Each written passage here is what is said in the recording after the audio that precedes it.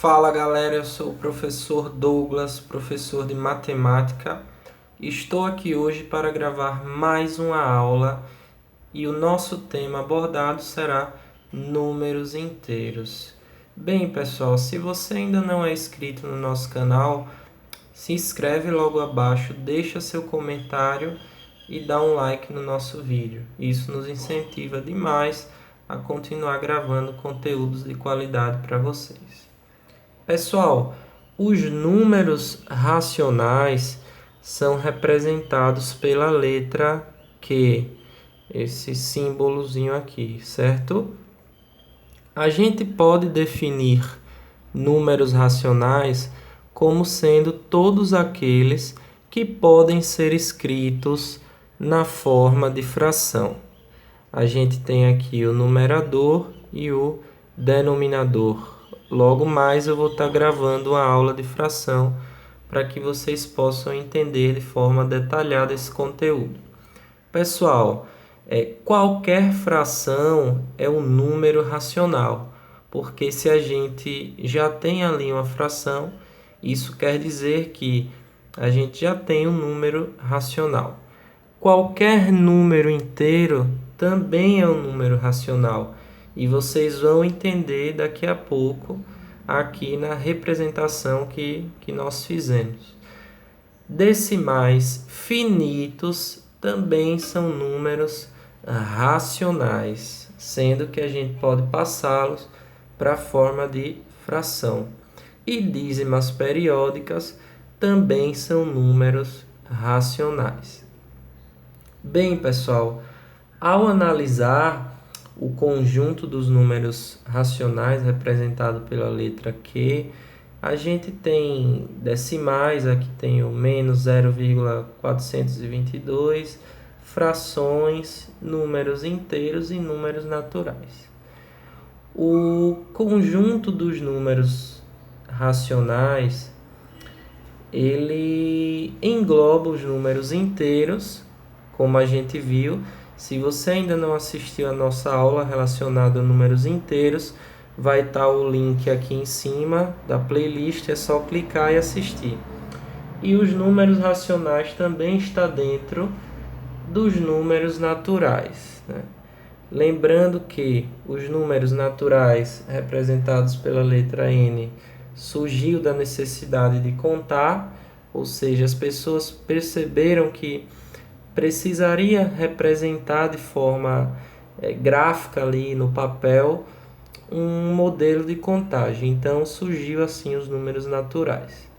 Logo após, no início do Renascimento, a gente teve a expansão comercial, onde naquela época era realizado o escambo, que é a troca de produtos, e os comerciantes observavam que em algumas negociações havia também prejuízo e não só lucro, né, propriamente dito. Sendo assim, eles perceberam a necessidade de montar um sistema que englobasse lucros e prejuízos. E aí foi onde surgiu os números inteiros. Só que aí, pessoal, foi observado que através da análise da reta numérica, como a gente viu na aula de números inteiros, foi observado que entre o 1 e o 2 existia um número ali, né? Entre o 0 e o menos 1 também existia outro número. E entre o menos 1 e o menos 2 também existia outro número. Foi aí que surgiu a necessidade de criação dos números racionais. Entre o 1 e o 2, pessoal, a gente tem aqui 1,5. Entre o 0 e o 1, a gente tem o 0,5, 0,6. E aí, pessoal, percebeu-se que existia necessidade de determinar os números entre os intervalos, que são chamados números decimais representado por vírgula e casas decimais. Foi aí onde surgiu o conjunto dos números racionais, representados pela letra Q. Pessoal, os números naturais estão contidos nos números inteiros, ou seja, qualquer número natural está contido dentro do número inteiro. Os números inteiros estão contidos nos números racionais, ou seja, qualquer número inteiro, ele também é um número racional. E os números naturais estão contidos dentro dos números racionais. Resumindo, qualquer número natural e qualquer número inteiro, ele também vai ser um número racional, certo, pessoal? Então, aqui a gente tem a representação da reta numérica que eu fiz logo acima, né? Entre o 0 e 1, a gente tem o 0,5, que na forma fracionada é 1 sobre 2. Fazendo a divisão aqui, a gente comprova essa situação. 10, como acrescentamos um zero, colocamos aqui no quociente, dividimos 10 por 2, que vai dar 5. Então, a gente percebe que essa fração, 1 sobre 2, é o 0,5. É um número decimal, 0,5, que está entre o 0 e o 1. Então, pessoal, os números racionais surgiram da necessidade de descobrir números que estão entre os intervalos na reta numérica. Se eu peço 1 metro de fita adesiva, beleza, 1 é um número natural, consequentemente inteiro. Porém, se eu não precisar só de 1 e quiser meio metro de fita adesiva, então a gente, lógico que iria pedir 0,5 metros. Está aqui a necessidade de usar os números racionais. Outro exemplo. João passou no concurso público para assumir o cargo de policial militar. Porém, a idade mínima para assumir esse cargo era de 1,65 metros. Então, aqui a gente também tem um exemplo de número decimal. Já pensou se não existisse os números racionais? Como é que a gente ia representar a altura de João? Então, os números racionais, eles têm uma importância fundamental dentro do processo matemático. Bem, pessoal, como nós já vimos um pouquinho o significado dos números racionais, o porquê que ele surgiu, vamos entender agora como é que nós transformamos números decimais em fração e fração em números decimais. Bem, pessoal, aqui na letra A a gente tem o 0,8. A gente nota que o número 8 aqui vem depois da vírgula e se encontra em uma casa decimal. Na letra B a gente tem o 0,65. A gente nota que aqui tem duas casas decimais. Já na letra C, pessoal, tem o 5,36.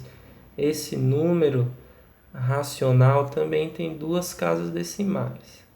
E na letra D, 0,047, a gente nota que após a vírgula tem 3 casas decimais. Pessoal, para a gente transformar esses números decimais em forma de fração, primeiro a gente vai ver a quantidade de casa decimal que tem. 0,8 tem uma casa decimal. Dentro do numerador, nós vamos repetir aqui o número representado pela casa decimal, o 8, e o denominador, ele sempre vai ser múltiplo de 10. Nós vamos colocar o número 1, certo? E colocar quantos zeros forem necessários de acordo com a quantidade de casas decimais. Se a gente tem uma casa decimal aqui, então só vamos colocar um zero. A forma fracionária do número 0,8 é 8 sobre 10. E no caso aqui da letra A, pessoal, a gente vai fazer a leitura 8 décimos. Na forma decimal, ele lê-se 8 décimos. Na forma fracionária, a gente tem aqui 8 sobre 10. Resumindo, 8 décimos. Letra B, 0,65. Nós temos duas casas decimais. Vamos repetir o 65 no numerador, colocar o número 1 e acrescentar tantos os zeros que forem necessários de acordo com as casas decimais. Aqui a gente tem dois números, vamos colocar 2 zeros, certo, pessoal? Aqui a gente vai ler 65 centésimos, porque tem dois números na casa decimal, certo? Se tivesse 1, se fosse 0,6, seria 6 décimos. Aqui na letra C, pessoal, a gente tem o 5,36. Passando para a forma fracionária, nós temos o 536 sobre... Colocamos o número 1 e contamos a quantidade de algarismos que tem nas casas decimais. Como no caso tem 2, colocamos os dois zeros aqui. Na letra D, pessoal, nós temos o 0,047. Transformando para a forma fracionária, nós vamos repetir o 47. Temos 3 algarismos. Colocamos o número 1 e acrescentamos 3 zeros, que está concernente à quantidade de algarismos que nós encontramos nas casas decimais. Aqui, pessoal, nós fazemos a leitura como sendo 47 milésimos, beleza? A leitura também é determinada pelo denominador. E aí, pessoal, existe alguma coisa chamada de fração irredutível. Vamos anotar aqui, fração irredutível. O que é que isso significa? É quando a gente simplifica a fração de modo que ela chegue ao seu valor final e não possa mais ser simplificada. Vamos lá, pessoal. No processo de simplificação, vamos começar dividindo aqui por um número que pode ser dividido pelo numerador e pelo denominador ao mesmo tempo. Vamos dividir aqui por 2. 8 dividido por 2 é 4. 10 dividido por 2 é 5. Beleza, galerinha? Aqui a gente chegou a um resultado que não pode mais ser dividido por um número só, o numerador e o denominador. Ou seja, claro que o 4 ainda tem divisores e o 5 também. Porém, não existe mais nenhum número que divida os dois ao mesmo tempo, certo? Então, aqui nós chegamos a uma fração irredutível. Vamos fazer mais um exemplozinho aqui para vocês fixarem bem esse conteúdo. 65 sobre 100. Bem, pessoal, qual que é o número que divide os dois ao mesmo tempo? O 2 não é, aqui o 2 é divisível por 100, mas não por 65. O 3 também não. A gente sabe que para um número ser divisível por 3, a soma de seus algarismos devem ser divisível também por 3. 6 mais 5, 11. 11 não é divisível por 3. 11 é um número primo. Então, aqui, pessoal, a gente vai poder colocar o número 5, tá? O 5, ele é divisível pelos dois números. Então, pessoal, 65 dividido por 5 vai ser igual a 13. E 100 dividido por 5 vai ser igual a 20. Então, a fração irredutível de 65 sobre 100 vai ser igual a 13 sobre 20. Tá beleza, pessoal?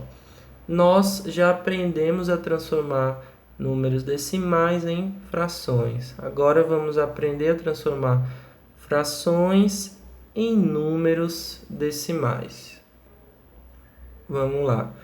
Quando o denominador for múltiplo de 10, a gente vai deslocar a vírgula, certo, pessoal?